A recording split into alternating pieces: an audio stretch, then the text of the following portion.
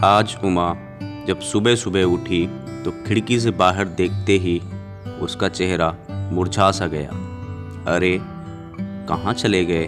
कल तो यहीं पर थे। इतने दिनों से रोज़ सुबह दोनों को देखना उसकी आदत सी बन चुकी थी, और आज जब दोनों अपनी जगह पर नहीं थे तो उमा को कुछ खाली खाली सा अजीब सा लग रहा था। सुबह सुबह बस वो दोनों सामने दिख जाते तो उमा का रोम रोम पुलकित हो उठता था। मन एक अनोखी खुशी महसूस करने लगता, और सबसे ख़ास बात, इन सब का सकारात्मक प्रभाव पड़ता उसके मन मस्तिष्क पर। पता नहीं क्या जादू था उन दोनों गुलाब के फूलों में। बस देखते ही मन मचल उठता था। शायद कैलाश का असीम प्यार भरा था उनमें। आखिर उसी ने तो उमा के जन्मदिन पर यह गमला उसे भेंट स्वरूप दिया था, और फिर दोनों ने मिलकर उसमें गुलाब के फूलों का यह पौधा लगाया था। देखो ना उमा, तुम्हारे लिए एक काम सौंप कर जा रहा हूँ। कल ही मुझे कंपनी की एक प्रोजेक्ट के लिए मुंबई निकलना पड़ रहा है।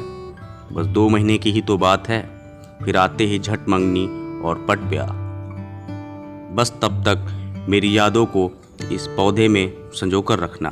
कैलाश को उमा को बातों में उलझाना बड़े अच्छे से आता था। कैलाश बेशक चला गया था, लेकिन उमा हर रोज़ बड़े अरमानों से उस पौधे को सींचती रही। उमा की खुशी का उस वक्त ठिकाना नहीं रहा जब वह एक रोज़ सुबह उठी और उसने पौधे पर 2 फूल खिले हुए देखे, वो भी लाल रंग के। दोनों फूल बिल्कुल एक दूसरे से जुड़े हुए थे, उमा और कैलाश की तरह। उमा रोज़ उन फूलों को निहारती रहती और कैलाश को याद करती रहती। उमा की रोज़ कैलाश से फ़ोन पर बात होती थी। भला 4 साल से चल रहा प्रेम दूरियों से कैसे कम हो सकता था? इसी प्रेम की शक्ति ने तो उसे क्या से क्या बना दिया था। कभी किसी को चिट्ठी पत्री में 2 अक्षर न लिखने वाली उमा की कला आज बिना रुके चलने लगी थी। अपने जज्बातों की स्याही में भिगोकर क्या क्या न लिख डाला था उसने। तेरे एहसास में खुद को ऐसे फना कर दिया हमने, जिंदगी बाकी न बची, ना तेरे साथ और ना तेरे बाद।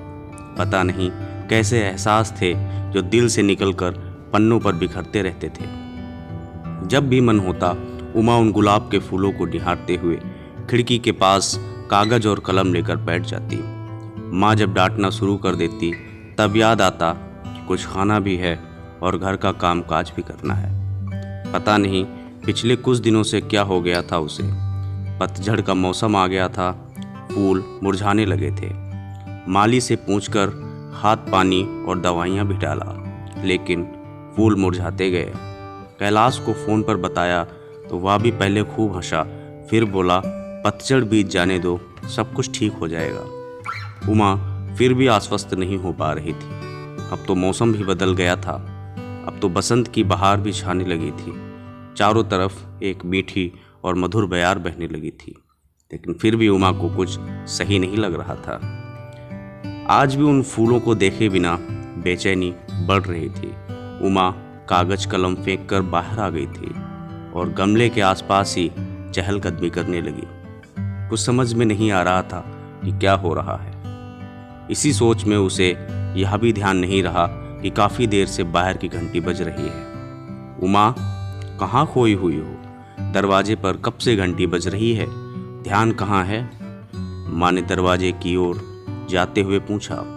इससे पहले कि उमा संभल पाती, दरवाजे पर कैलाश खड़ा था, मुस्कुराते हुए, हाथों में गुलाब के फूल लिए।